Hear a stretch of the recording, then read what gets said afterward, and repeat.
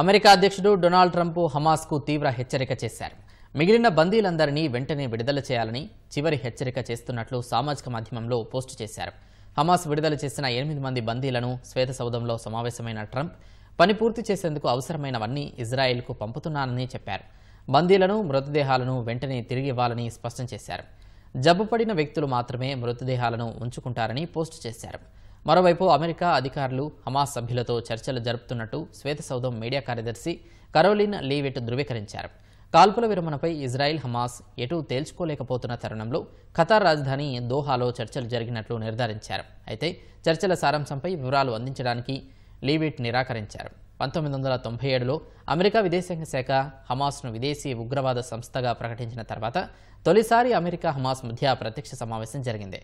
Hamas వద్ద ఉన్న బందీలలో 24 మంది ప్రాణాలతో ఉన్నట్టు ఇజ్రాయెల్ అధికారులు తెలిపారు. వారిలో అమెరికా పౌరుడు ఉన్నట్టు వివరించారు. 35 మంది బందీల మృతదేహాలు హమాస్ వద్ద ఉన్నట్టు చెప్పారు.